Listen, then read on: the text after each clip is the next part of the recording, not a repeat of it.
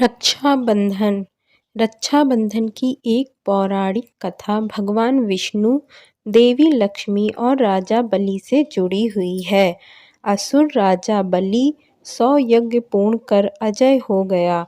धरती पर अपना साम्राज्य स्थापित कर वह स्वर्ग का सिंहासन प्राप्त करने की तैयारी करने लगा।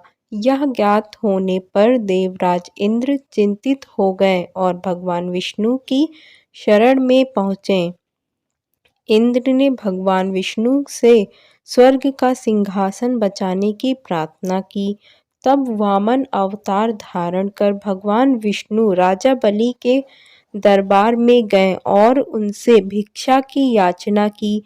राजा बलि दानवीर था। उसने वामन अवतार भगवान विष्णु को वचन दिया कि वह भिक्षा में जो भी मांगेंगे उसे प्रदान किया जाएगा। भगवान विष्णु ने से भिक्षा में 3 पग भूमि मांग ली। राजा बलि ने अपना वचन निभाते हुए वामन अवतार भगवान विष्णु को 3 पग भूमि दान में प्रदान कर दी और कहा कि वह 3 पग भूमि नाप ले।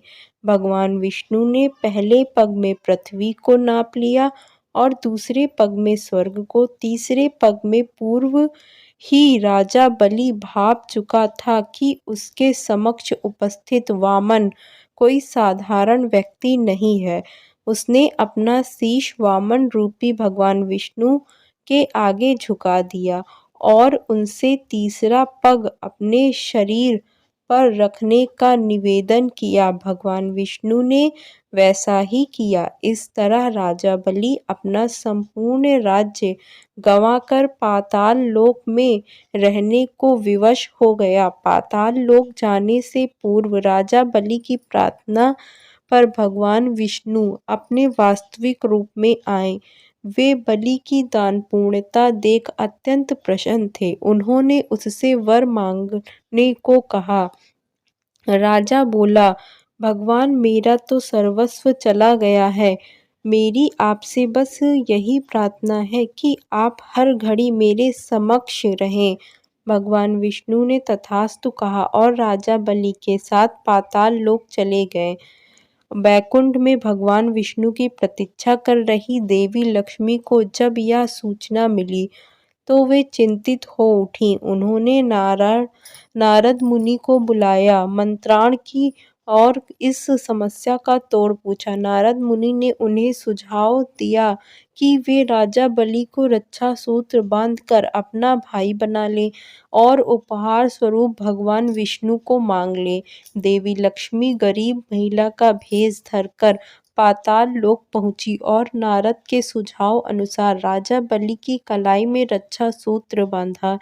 तब राजा बलि बोला, आपको देने मेरे पास कुछ भी नहीं है। तब लक्ष्मी देवी अपने वास्तविक स्वरूप में आई और बोली, आपके पास तो साक्षात भगवान विष्णु हैं, मुझे वही चाहिए। राजा बलि ने भगवान विष्णु को देवी लक्ष्मी के साथ जाने दिया। जाते जाते भगवान ने राजा बलि से कहा कि वे हर साल 4 माह पाताल लोक में निवास करेंगे। वे 4 माह चतुर्दशी कहलाते हैं और देवशयनी एकादशी से प्रारंभ होकर देव उठनी एकादशी तक चलते हैं। जिस दिन देवी लक्ष्मी ने राजा बलि को रक्षा सूत्र बांधा था वह श्रावण मास का पूर्णिमा का दिन था। तब से उसी दिन रक्षाबंधन के रूप में मनाया जाता है और उस दिन बहनें अपने भाइयों के कलाई पर रक्षा सूत्र राखी बांधती हैं और बहनों की रक्षा का वचन देते हैं।